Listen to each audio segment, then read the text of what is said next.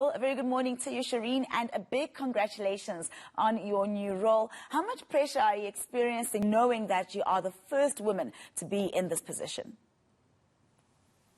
Good morning, Nandi, and thanks for having me this morning. I just need to make a correction that, the first vice president, the woman was Ms. Mama Maklatsi Kabeli from Rustenburg. She held office for 2 years in the times of James Evans.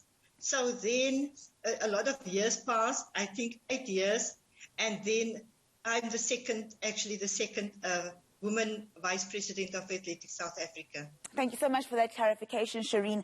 Just, when we talk about transformation, usually we talk about race. But in terms of the number of women who hold positions in administration, some transformation needs to take place there too. Am I right? Yes, you're quite correct. How do you think we can go? Excuse me? No, I was just saying, would you like to elaborate a little bit on that, the need for more women to be in administrative positions? Nandi, I'm being for Athletics South Africa for the last 10 years. And we were only 4 women that was additional members of the board. And this is the first time that a woman is taking up a position as a vice president. And that is very exciting for me. And I think with regards to transformation, we need to walk the road with women to get in positions where they can have key positions in organizations. Therefore, we can, women is thinking otherwise than men.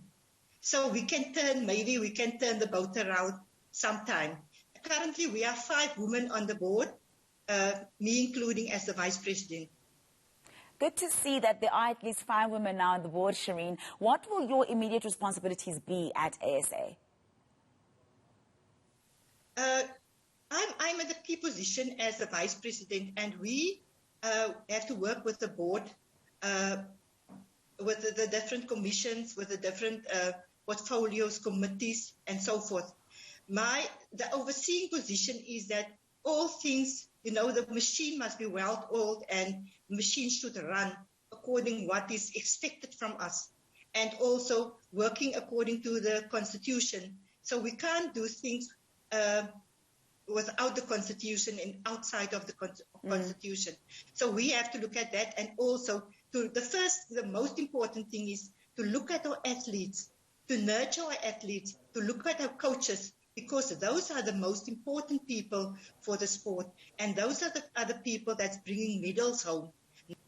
Speaking about bringing medals home, there's just around 52 days left before the Tokyo Olympics. How are preparations going, Shireen, and what is a realistic target in terms of the number of medals we get from our athletes?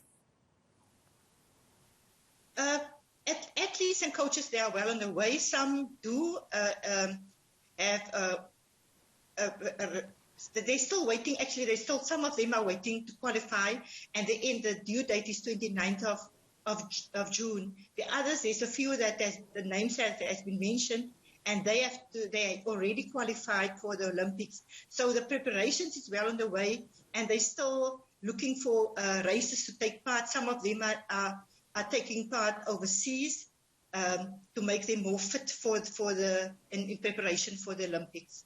You also mentioned the board, and this is my final question, Shireen. If you could just talk to me about what the board's mandate is, because it is a almost newly formed board, isn't it? The mandate is to develop.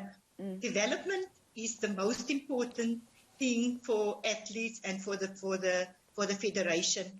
And we also have to look at the schools. Schools is our feeder system.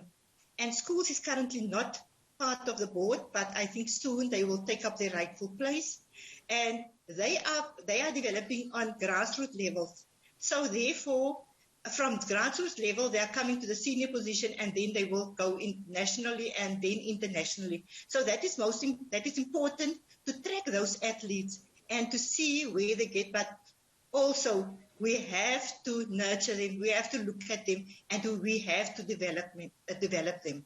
All right, thank you very much, Shireen. We're going to leave it there. All the best in your new role as Vice President of ASA. That's all the sports for the moment.